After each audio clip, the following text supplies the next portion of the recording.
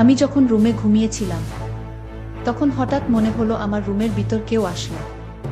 আমি সেটা বুঝতে পারলাম, কিন্তু আমি ঘুমের ভান করে শুয়েছিলাম আমার কাছে কি চায় সেটা জানার জন্য। তারপর লোকটি আমার রুমে ঢুকে আস্তে আস্তে আমার বিছানায় এসে বসল।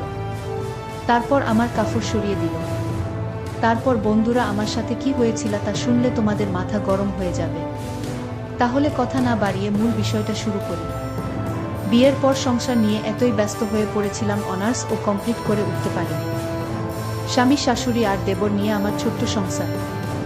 সব দিকে আমাকে আর অসুস্থ শাশুড়িকেই দৌড়াতে হতো। ব্যস্ততার ভিড়ে আম্মুর কাছেও তেমন যাওয়া হয়ে উঠত না। গেলেও একদিন থেকে চলে আসতাম। যাই হোক, শাশুড়িকে বুঝিয়ে 1 সপ্তাহের ছুটি নিলাম আম্মুর কাছে যাওয়ার জন্য। জানি আমার শাশুড়ির এক একদিন খুব কষ্ট হবে, কিন্তু আম্মুর কাছে যাওয়ার জন্য মন এত টানছিল, তাই 7 দিনের জন্য যাওয়ার সিদ্ধান্ত নিয়ে নিলাম। মা, যাচ্ছ বেশ, কিন্তু 7 দিনের বেশি থেকো না মা। আমিস মা বলতে হবে না আমাকে, আমিও বুঝি সব। কিন্তু আম্মুর ওখানে যেতে এত বেশি মন টানছে, এর আগে এতটা মন টানেনি। উনি মাথায় হাত বুলিয়ে বিদায় দিলেন আর বললেন যেন সাবধানে যাই। সজীব আমাকে ট্রেনে উঠায় দিল। আমার শ্বশুর বাড়ি থেকে মায়ের বাড়ি অনেক দূর, প্রায় 64 কিলোমিটারের দূরত্ব। ট্রেনে উঠার পর নানান রকম কুডাক ডাকছিল মনে। কেন জানি মনে হচ্ছিল আমার সামনে ঘোর বিপদ। কি সব আজেবাজে চিন্তা মাথায় আসছিল। মনে হচ্ছিল অ্যাক্সিডেন্ট হবে, আমি মারা যাব, আমি বুঝি বাসায় ফিরতে পারব না। কখন এসব হাবিজাবি ভাবতে ভাবতে যেন ঘুমিয়ে পড়েছি। গাড়ি ব্রেক কষায় ঘুম ভাঙল। আমাদের এলাকার কাছাকাছি চলে এসেছি। পরের স্টেশনে নেমে যাব। এক নজর চারদিক তাকিয়ে দেখছিলাম। আমার ছেলেবেলার কথা খুব মনে পড়ছিল, যখন এখান দিয়ে আম্মুর হাত ধরে আসা যাওয়া করতাম। বাড়িতে আমার আম্মু আর 14 বছর বয়সী এক ছোট বোন আছে। অনেক দিন পর আসছি। প্রতিবার আসার সময় অন্যরকম আনন্দ লাগে, কিন্তু এবার কেমন জানি লাগছে। কিছুই ভাল লাগছে না, সবকিছু অসহ্য লাগছে। চিন্তায় ভাটা পড়ল। ট্রেন থেকে নামার সময় হয়েছে। ট্রলি এক হাতে আর অন্য হাতে সাইড ব্যাগ নিয়ে হাঁটা শুরু করলাম অটো স্ট্যান্ডের দিকে। অটোতে উঠলাম। গন্তব্যস্থানের কথা বলতেই লোকটা কেমন চমকে উঠল। অটোওয়ালা আপা, সন্ধ্যা নেমে আসছে, তার উপর আপনি একা। ওই এলাকা এখন খুব বিপজ্জনক। এখন ওই এলাকায় ঢুকলে আমার ফিরতে রাত হয়ে যাবে। আমি ওই এলাকার ভেতর ঢুকবো না। ওই এলাকার আগেই আপনাকে নামিয়ে দেব। আমিস কি সব আবোলতাবোল বলছেন? কিসের বিপদ? ওই আমি তো এরকম কিছুই শুনিনি। আমার আম্মু তো ফোনে আমায় এমন কিছু বলেনি। আপনার মাথা ঠিক আছে তো? অটোওয়ালা বলল, আপনাকে কেন বলছি গেলেই জানবেন। ওই এলাকায় খারাপ ফুলাইপান আছে। সন্ধ্যার পর পথে যাকেই পায় তাকেই ধরে নিয়ে যায়। তাই এখানে কেউ রাতে ঘর থেকে বের হয় না। অত কিছু বুঝি না, লাখ টাকা দিলেও এলাকায় যাব না। অনেক রাত হয়ে যাবে, সন্ধ্যার আগে ফিরতে হলে আপনাকে মাঝপথেই নামতে হবে। এদিক ওদিক তাকিয়ে দেখি আর কোন অটো নেই, কোনো রিকশাও নেই। সন্ধ্যা হতেও প্রায় ঘন্টাখানেক বাকি। নিরুপায় হয়ে অটোতে উঠেই বসলাম ওনার শর্ত মেনে। অটোওয়ালা কথামত আমাকে মাঝপথে নামিয়ে দিল। বাধ্য হয়ে হাঁটা শুরু করলাম। সত্যি তো রাস্তা একটা কাকপক্ষী পর্যন্ত নেই।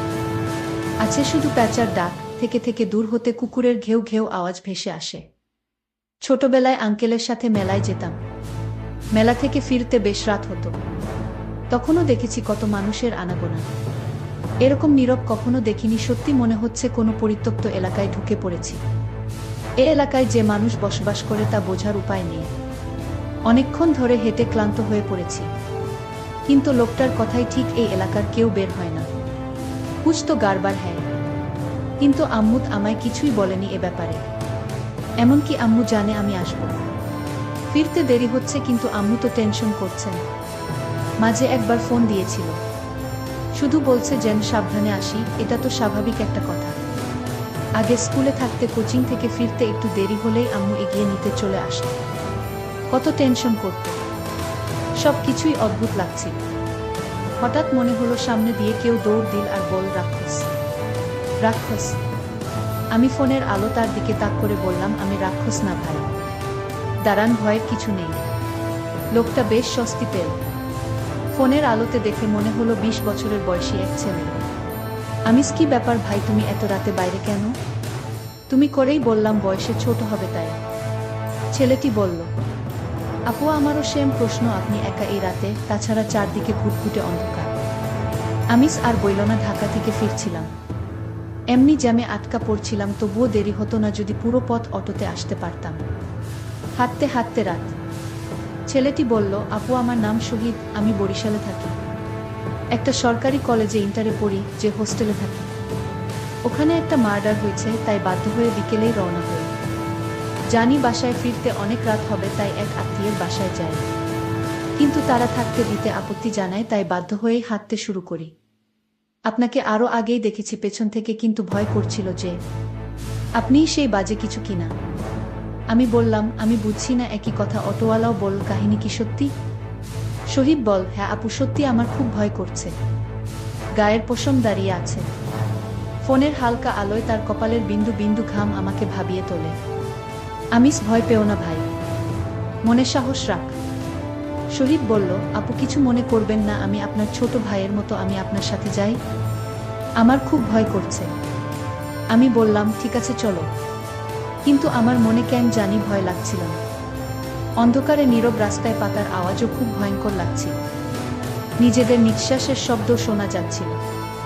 হাঁটতে হাঁটতে আমি প্রশ্ন করলাম, আমিস ভাই তুমি কোনো গ্রামে যাবে? শহীদ উত্তরে যে গ্রামের নাম বলেছিল সেই গ্রাম আমাদের গ্রামের পরের গ্রাম। শহীদ বলল, আপু আপনি বাড়ি চলে গেলে তো আমি একা হয়ে যাব, তখন খুব ভয় করবে আমার, আমি তো ভয়েই মরে যাব। আমি, আচ্ছা তুমি আমার বাসায় থেকে কেমন? আর ভয় পেও না। হঠাৎ মনে হলো আমাদের দুজনের সাথে আরো কেউ হাঁটছে, এদিকে ফোনও অফ হয়ে গেল। এখন অন্ধকারে হাঁটবো কি করে? ফোনে তো মাত্রই দেখলাম 50% চার্জ, এখন তো বন্ধ হবার কথা না। শহীদ বলল, আপু আমার খুব ভয় করছে, আমার কাছে কোনো মোবাইলও নাই, এখন কি হবে আপু? আমিস, মনে সাহস রাখ ভাই, কিছুই হবে না, আর 10 মিনিট হাঁটলেই আমাদের বাড়ি। অন্ধ মানুষের মতো ঠিকই আমি রাস্তা চিনিয়ে নিয়ে যেতে পারব তোমায়, আল্লাহকে স্মরণ করো। শহীদ, আপু আপনার কি মনে হচ্ছে না এখানে তৃতীয় কোনো ব্যক্তি আছে? আমিস, কই না তো, তোমার মনের ভুল। সত্যি বলতে আমিও কারো উপস্থিতি টের পাচ্ছিলাম আমাদের পেছনে কেউ হাঁটছে। আমি হাঁটার গতি বাড়িয়ে দিলাম। হঠাৎ মনে হলো সামনে চুল লম্বা কেউ এসে পড়ল। আমি জ্ঞান হারিয়ে ফেললাম। জ্ঞান ফেরার পর নিজেকে ঘরে আবিষ্কার করলাম, সামনে আম্মু আর ছোট বোন। ঘড়ির দিকে তাকিয়ে দেখি রাত 12টা বাজে। আম্মু, এই উঠতে হবে না, তোর ফিরতে দেরি দেখে তৃষা তোকে এগিয়ে আনতে যায়, গিয়ে দেখে তুই অজ্ঞান হয়ে আছিস। আমিস, ও এই রাতে বের হলো আর তুমি বের হতে দিলে? তার উপর কিছু বাজে ছেলে নাকি এসেছে এলাকায়, আর আমাকে তো তুমি বিয়ের আগে দিনেও কোথাও একা ছাড়তে না। আম্মু, এখনো তোর সেই পাল্লা দেওয়া অভ্যাস গেল না পাল্লা। আমার বোনের দিকে তাকিয়ে দেখি ওর মুখে এক ঝলক হাসি। হঠাৎ শহীদের কথা মনে পড়ে প্রাণটা চমকে উঠল। আমিস, হ্যাঁ রে তৃষা, তুই কি আমাকেই শুধু পেয়েছিস, সাথে আর কাউকে দেখিসনি? তৃষা বলল, কই না তো, শুধু তুমিই ছিলে। পুরা রাস্তা খালি ছিল, কাকপক্ষীও ছিল না। আমার বুকের ভেতরটা কেমন চমকে উঠেছিল। ছেলেটা তাহলে ওই কারো শিকার হয়েছে। আর ঘুম আসছিল না। আম্মু আর তৃষা চলে গেল ওদের রুমে। আমার শুধু বারবার শহীদের কথাই মনে পড়ছিল। কান্না চলে আসলো চোখের কোণে। কাঁদতে কাঁদতে কখন যে ঘুমিয়ে পড়েছি টেরই পাইনি। মধ্যরাতে ঘুম ভাঙল। ঘরে কেমন একটা গন্ধে গা গুলিয়ে আসছিল। হঠাৎ কারো শব্দ শুনতে পেলাম ড্রয়িং রুম থেকে। এত রাতে আবার কে কি করছে ড্রয়িং রুমে? রাত এখন 2:30, শব্দটা ড্রয়িং রুম থেকে আসছে। আমার রুমের দরজায় বিয়ের আগে তারকাটা দিয়ে একটা ছিদ্র করে রেখেছিলাম, যাতে আমাকে দেখতে আসলে পাত্রকে এই ছিদ্র দিয়ে দেখতে পারি। সেই ছিদ্র দিয়ে উকি দিয়ে যা দেখলাম তা দেখার জন্য মোটেও প্রস্তুত ছিলাম না। আমার ছোট বোন আর শহীদকে দেখতে পেলাম ওই রুমে। আমি হঠাৎ না দেখার ভান করে শুয়ে পড়লাম, কিন্তু ও একটু সন্দেহ করেছে মনে হয়। মুখে আঁচল গুজে শুয়েছিলাম। দেখলাম ও আমার রুমে আসল আমাকে শুয়ে থাকতে দেখে চলে যাচ্ছিল। যাওয়ার পথে আরেকবার ফিরে তাকাল। আমি বুঝতে পারলাম আমি থাকাতে ওর অসুবিধা হচ্ছে। ও যদি টের পায় আমি ওর আসল রূপ জেনে গেছি, তাহলে আমাকেও ছাড়বে না, আর এই ব্যাপার নিয়ে আমাকে ঘাটতে হবে। এ বাড়িতে থাকলে আমি চিন্তা করব আর ওর চোখে ধরা পড়ে যাব। তাই আগে বাড়ি থেকে বের হতে হবে। আর চিন্তা করতে লাগলাম, আজ শহীদ আর তৃষা ওই রুমে কি করে তা আমি হাতে নাতে ধরব। সারা রাত জেগে পার করে দিলাম। ভোরবেলায় আম্মু আর তৃষার কথা কাটাকাটিতে ঘুম ভাঙল। ওনারা উভয় আস্তে আস্তে কথা বলছিল যাতে আমি না শুনি, কিন্তু আমি আড়ি পেতে শুনে নিলাম। আম্মু, তোর এই নোংরা অভ্যাস কবে শেষ হবে? আমি শুধু তোকে হারানোর ভয়ে চুপ করে আছি। তুই জানিস আমি তোকে নিজের চেয়েও বেশি ভালোবাসি। খুব স্বাভাবিকভাবে আম্মুর সাথে কিছুক্ষণ সময় কাটালাম, নাস্তা করলাম। তারপর আম্মুকে বললাম একটু হোস্টেলে যাব, আমার রুমমেটদের সাথে দেখা করে আসি। আমার ফ্রেন্ডরা আছে ওখানে। বিয়ের পর ওদের কারো সাথেই দেখা হয়নি। আম্মু কিছু একটা ভেবে একটা দীর্ঘশ্বাস ফেলে বল, যাও। একটা সাইড ব্যাগে 2টা 3 পিস আর টুকটাক জিনিস নিয়ে বের হলাম হোস্টেলের উদ্দেশ্যে। বাসা থেকে বের হয়ে হাঁটতে থাকলাম। এক মনে নিচের দিকে তাকিয়ে হাঁটছিলাম। পেছন থেকে কেউ ঐশী ঐশী বলে ডাকছে শুনছিলাম, কিন্তু কেন জানি সাড়া দিচ্ছিলাম না। চিন্তায় যেন অন্য জগতে হারিয়ে গেছি। এবার খুব কাছ থেকেই ডাক শুনলাম। চিন্তায় ভাটা পড়ল। খুব পরিচিত কারো কণ্ঠ, কিন্তু মনে করতে 5 সেকেন্ড লেগে গেছে। 2 বছর পর দেখে।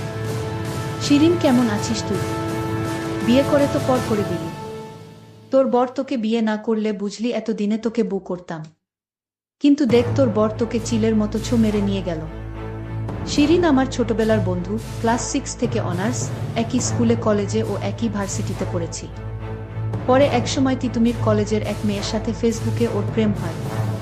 মেয়েটাকে ওর পাশে একদমই মানাচ্ছিল না। মুখের ওপর বলেই ফেলি, কি পছন্দ করছিস। তখনও বলে তুই প্রেম কর, তাইলে ওর সাথে ব্রেকআপ করে দেই। এসব কথা বলতে বলতে বিকেল ঘনিয়ে আসতে শুরু করল। যাই হোক, আমি আবার সন্ধ্যায় বাড়িতে ফিরলাম। বাড়িতে ফিরে ভাবতে লাগলাম, শহীদ এত রাতে আমার বোনের রুমে আসলো কি করে। বিষয়টা আমার কাছে অদ্ভুত লাগছিল। আমি আজ ভাবলাম, আজ আমি তাদের রুমে দরকার হয় লুকিয়ে থাকব। তারপরও ওদের আসল রহস্যটা আমি জানব। কারণ গতকালের দৃশ্য দেখে আমার কিছুতেই ঘুম আসছিল না। আমি আগে থেকেই ছোট বোনের রুমে লুকিয়ে গেলাম, কিন্তু আজ রাত আমার বোন তৃষা রুমে আসলো না। আমি অবাক হলাম, তারা আজ কোথায় গেল।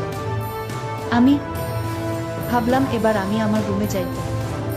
আমি আমার রুমে গিয়ে দেখতে পেলাম তারা দুজনকে। তার দুজনকে আমি আমার রুমে দেখতে পেয়ে আমার চোখ কপালে উঠে গেল। আমি ভাবলাম, ওরা দুজন যখন আমার রুমে আছে, তাহলে আমি আজ বোনের রুমে গিয়ে শুয়ে পড়ি। আমি যখন ঘুমাতে গেলাম, তখন আমি দরজাটা বন্ধ করেই ঘুমাতে গেলাম। আমি যখন ঘুমিয়ে পড়লাম, তারপর রাত 2টার দিকে ঘুমের ঘরে আওয়াজ পেলাম। সেই আওয়াজে আমার ঘুম ভেঙে গেল। আমি তখন আর ঘুমালাম না। আমি ঘুমের ভান করেই শুয়েছিলাম। দেখি হয় সেটা জানার জন্য। আমি টের পাচ্ছিলাম আমার রুমে কেউ চুপি চুপি এসে ঢুকল। তারপর আমার বিছানায় বসল। তারপর আমার কাপড়টা সরিয়ে দিল। আমি চুপচাপ ছিলাম। তারপর আমি হঠাৎ ঘুমের ভান ছেড়ে লাফ দিয়ে বিছানা থেকে উঠে গেলাম। আর বলতে লাগলাম, কে কে তুমি? আমি দেখলাম সেটা আর কেউ না, আমার ছোট বোন।